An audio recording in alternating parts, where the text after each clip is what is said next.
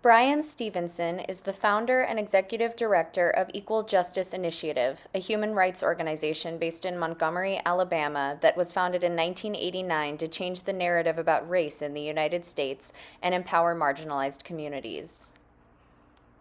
As an attorney, Stevenson founded Equal Justice Initiative primarily in opposition to the death penalty and other forms of excessive punishment, as well as to provide legal representation to individuals who have faced unfair treatment or abuse during conviction, sentencing, or during their time in state jails and prisons. Equal Justice Initiative specifically works with marginalized and impoverished communities and individuals who have suffered from unequal treatment, also providing re-entry assistance to formerly incarcerated people. In addition to their legal work, Equal Justice Initiative produces reports and films that expose the history of racial injustice in the United States and contribute to policy reform in the area of criminal justice, also opening a museum and memorial dedicated to victims of racial injustice in 2018. Through the Equal Justice Initiative, Bryan Stevenson and his team have won numerous legal cases at the United States Supreme Court and other courts, winning cases for over 140 wrongly convicted death row inmates and for hundreds of others who were wrongly convicted or unfairly sentenced. Stevenson himself won two particularly noteworthy U.S. Supreme Court cases, including a 2019 ruling protecting prisoners who suffer from dementia and a 2012 landmark ruling that banned mandatory life imprisonment without parole sentences for all children 17 or younger. Born in 1959 in southern Delaware to a General Foods processing plant employee and a clerk at Dover Air Force Base, Stevenson grew up in an area that was slow to adopt integration following the 1954 Brown v. Board of Education Supreme Court decision. Being unable to use his school's playground monkey bars at the same time as his white classmates, even after his school became desegregated, and being forced to enter through the back door at his dentist's office while white kids entered through the front, Stevenson experienced racism frequently growing up. No stranger to being called the N-word, Stevenson and other black kids and families in his hometown were regularly harassed by white teenagers who waved Confederate flags and used racial profanities freely. With female relatives on his father's side working as domestics for white families, and with his father being no stranger to racism, having grown up in the same area, Stevenson's father often took racism in stride, praying with a belief that God would deal harshly with the racists. Having grown up in the somewhat less racist and oppressive city of Philadelphia, Stevenson's mother had less patience for the routine racism experienced by her family in southern Delaware. For example, when Bryan Stevenson and the other black kids in his class were automatically placed in the slowest of three groups in his second grade class, his mother advocated for him through letters and meetings until he was moved up to an accelerated group. She acted with vocal opposition to racism wherever she saw it, raising Stevenson with an eye for an eye philosophy that would ultimately inspire his method of practicing law.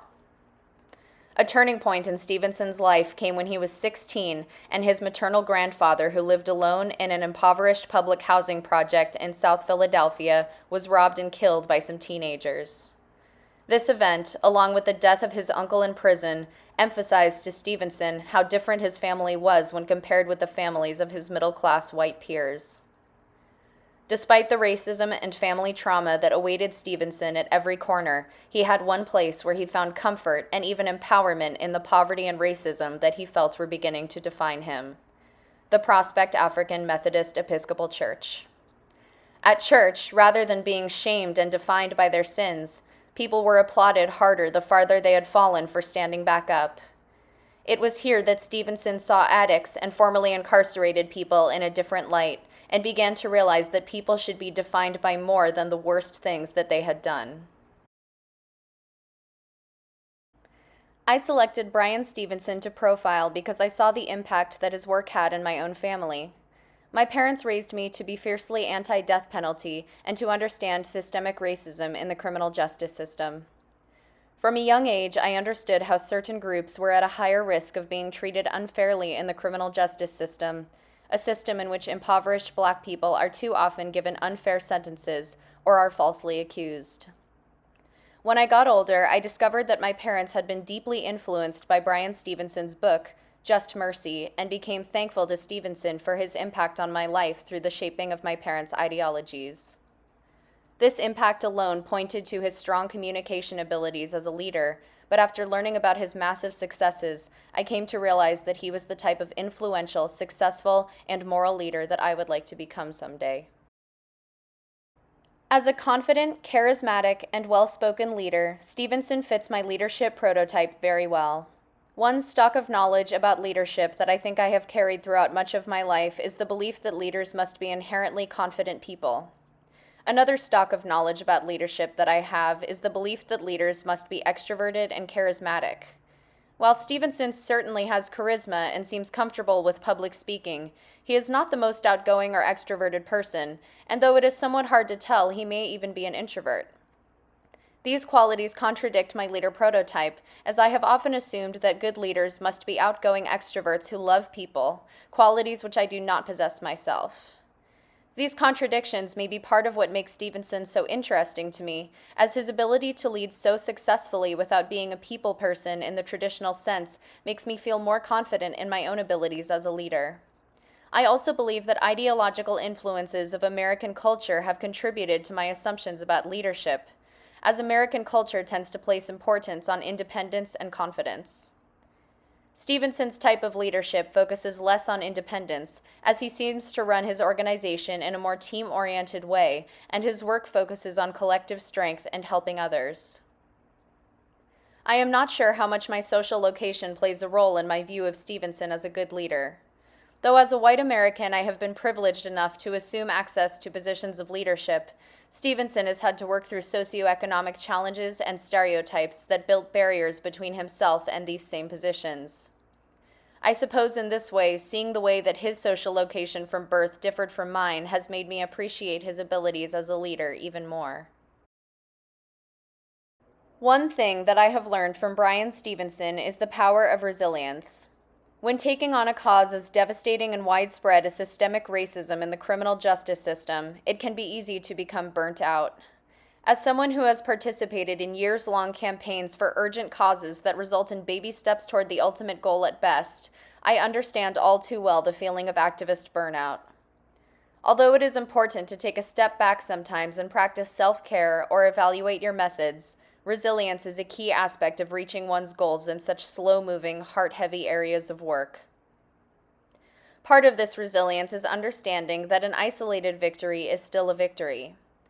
What I mean by this is that even if the ultimate goal of achieving complete equity in the prison system is many years away, each commuted sentence or courtroom victory has immense value.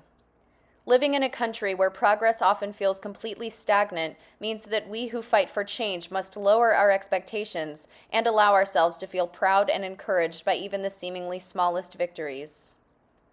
I have long struggled with this and have had to step back from my activism at certain times, but Stevenson reminds me that perseverance and resilience are two of the most important qualities that a social justice leader can have. Along these same lines is the importance of being able to inspire hope in others, something that Stevenson does incredibly well. Despite the magnitude of the issues he is fighting and the slow progression of success in his area of work and most nonprofits' work, Stevenson is able to maintain support and hope through his moving rhetoric and inspiring attitude. For example, his TED Talk begins with some startling statistics about racism in the criminal justice system and the unprecedented growth of the prison population, but ultimately moves into messages of hope and inspiration by describing progress made in other countries, highlighting the value of bravery and human connection in his work, and describing personal instances of success and encouragement that emphasize the importance of continuing to fight for justice and the value of individual successes that are much bigger than they feel.